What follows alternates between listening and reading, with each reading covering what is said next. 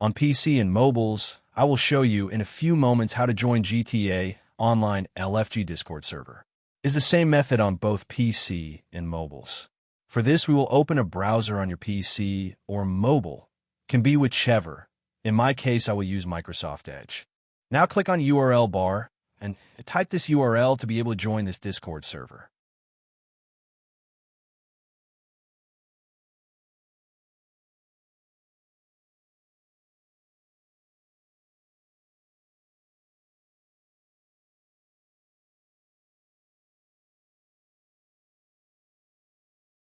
Doing this will automatically start your Discord application if you have it installed.